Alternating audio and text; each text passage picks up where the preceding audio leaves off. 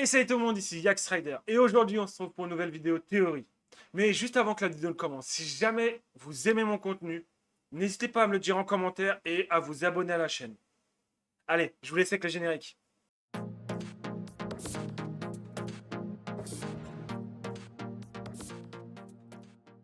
Et si, depuis le début de la saga d'Eragon, nous avons tous mal compris la magie, on nous explique que les magiciens utilisent l'ancien langage pour contrôler les forces du monde, que chaque mot prononcé possède un sens absolu, que mentir est impossible, que connaître le véritable nom d'une chose revient à comprendre son essence. Mais, et si le langage n'était pas seulement une langue? Et si l'ancien langage était lui-même vivant? Une conscience, une intelligence, peut-être même le dernier vestige d'une divinité disparue. Aujourd'hui, nous allons explorer une théorie qui relie les romans, les déclarations de Christopher Paolini, le fonctionnement de la magie, le nom des noms et plusieurs anomalies du lore. Et vous allez voir qu'à la fin, cette idée paraît beaucoup moins folle qu'elle en a l'air. Ce que l'on sait officiellement, avant de spéculer, revenons aux faits. Dans l'univers d'Eragon, la magie existe indépendamment de l'ancien langage.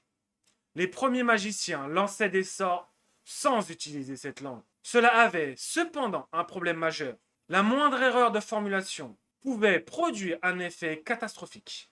L'ancien langage est alors devenu une sorte de garde-fou. Il permet de préciser exactement l'effet désiré. Officiellement, les elfes l'ont adopté parce qu'il rendait la magie plus sûre. Mais une question demeure. Pourquoi cette langue possède-t-elle des propriétés que personne d'autre ne possède? Pourquoi est-elle incapable de mentir? Pourquoi les mots semblent liés directement à la réalité? Une langue normale ne fonctionne pas ainsi. Une langue qui impose la vérité. L'ancien langage est unique. Quand quelqu'un parle cette langue, il est incapable de prononcer volontairement un mensonge. Ce n'est pas une règle sociale, ce n'est pas une malédiction, c'est une propriété intrinsèque. Autrement dit, le langage lui-même vérifie la vérité. Prenons un instant pour réfléchir. Comment une langue peut-il savoir qu'une phrase est vraie? Cela implique plusieurs choses. Premièrement, il doit connaître la vérité. Deuxièmement, il doit comprendre l'intention du lanceur.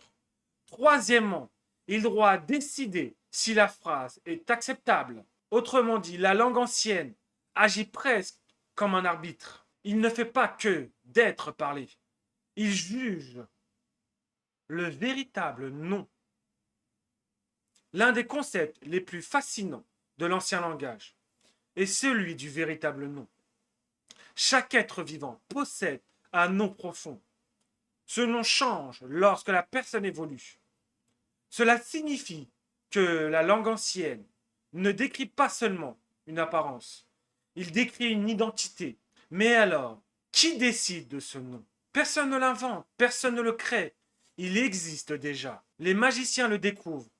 Cette idée est capitale, car cela signifie qu'il existe une structure invisible reliant le langage à l'essence même des êtres, comme si chaque créature possède une entrée dans une immense bibliothèque cosmique. Le nom des noms. Puis vient la plus grande révélation de toute la saga. Le nom des noms. Cette découverte bouleverse entièrement notre compréhension du monde. Le nom des noms permet d'agir directement sur la langue ancienne. Il devient possible de modifier des sorts, d'annuler certains enchantements, de contourner des protections. Autrement dit, le langage ancien possède lui-même un véritable nom. Arrêtons-nous une seconde. Le véritable nom concerne normalement les êtres ou les choses, mais ici, c'est le langage lui-même qui possède un nom. Pourquoi? Cela suggère qu'il est considéré comme une entité unique, comme si le langage formait un objet réel dans la structure du monde, ou davantage comme un être, une intelligence cachée. Imaginons maintenant une hypothèse. La langue ancienne ne crée pas la magie. Il traduit l'intention. Mais pour traduire une intention, il faut la comprendre. Or, les sorts tiennent souvent compte du sens voulu par le lanceur. Pas uniquement des mots.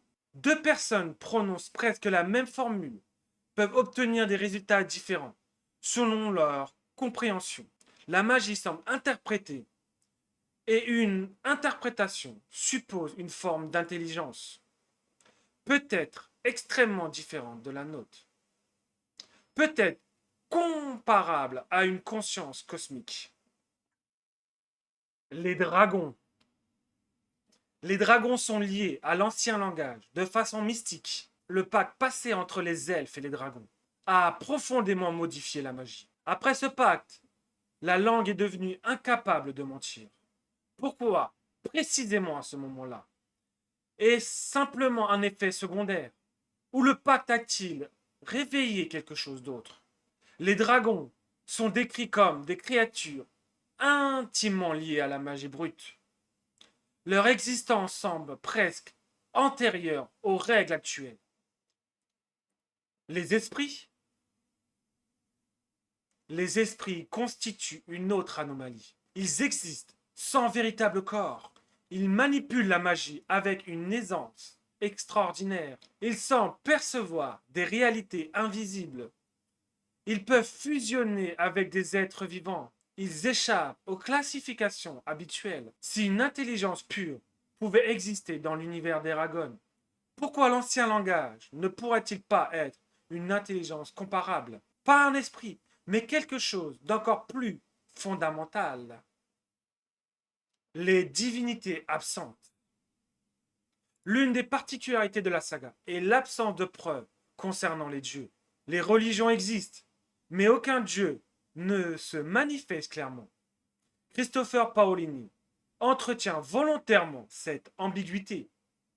Et si cette absence était volontaire? Et si la véritable puissance divine n'était pas une personne, mais l'ancien langage lui-même, une force omniprésente, invisible, qui ne parle jamais directement, mais qui régit la vérité, l'identité, la magie, même les noms, les interprétations mythologiques? Christopher Paolini s'inspire de nombreuses traditions. La mythologie nordique, les légendes arthuriennes, la fantaisie classique, mais aussi un concept très ancien, le logos, dans la philosophie grecque, puis dans certaines traditions religieuses. Le logos présente la parole qui structure le monde. Le verbe n'est pas seulement un moyen de communiquer, il est le principal organisateur de la réalité. Dans plusieurs mythes, le monde est créé par la parole. Cette idée ressemble énormément au fonctionnement de l'ancien langage, non parce qu'il crée le monde, mais parce qu'il exprime parfaitement la structure. Les indices de Paolini. Christopher Paolini a expliqué à plusieurs reprises que la magie existe indépendamment de l'ancien langage. Il a également confirmé que le nom des noms agit uniquement sur la langue et non sur la magie elle-même. Ces précisions sont essentielles. Elles signifient que l'ancien langage est une couche intermédiaire entre les magiciens et la magie. Mais cette couche possède des propriétés extraordinaires. Pourquoi? Le lore ne répond jamais complètement. Et c'est précisément cet espace laissé vide qui nourrit cette théorie. Les contre-arguments? Toute bonne théorie doit accepter les objections. Première possibilité. Le langage ancien n'est qu'un système magique naturel. Il fonctionne comme une loi physique. Aucune conscience n'est nécessaire. Deuxième possibilité. Les dragons et les elfes ont involontairement modifié la réalité lors de leur pacte. Le langage est devenu contraignant sans qu'aucune intelligence n'intervienne. Troisième possibilité, le nom des noms ne prouve pas qu'une chose est vivante. Il montre seulement qu'elle possède une essence. Ces objections sont solides et aucune preuve officielle ne permet aujourd'hui de les écarter complètement. Pourquoi cette théorie reste crédible? Malgré tout, plusieurs anomalies restent difficiles à expliquer. Pourquoi l'ancien langage connaît-il toujours la vérité? Pourquoi il comprend les intentions? Pourquoi le véritable nom évolue-t-il avec la personnalité? Pourquoi la langue possède-t-il lui-même un véritable nom? Pourquoi est-il si intimement lié au dragon?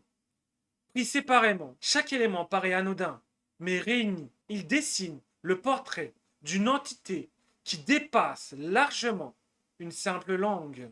Et si, depuis le premier tome, les personnages ne parlaient pas simplement une langue sacrée, et s'ils dialoguaient sans même le savoir, avec la conscience qui maintient l'équilibre de toute la magie, peut-être que l'ancien langage est simplement une invention géniale, destinée à rendre la magie cohérente, ou peut-être qu'il est la dernière divinité encore active en Alagaësia, une divinité qui ne demande ni temple, ni prière, seulement des mots justes. Et finalement, dans un monde où le langage est plus puissant que les armes, quelle forme de Dieu pourrait être plus appropriée que la parole elle-même? Et vous, qu'en pensez-vous?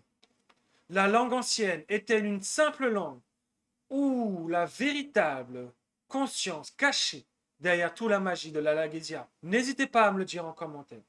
N'hésitez pas à vous abonner à la chaîne en cliquant juste là. Si vous voulez regarder une autre,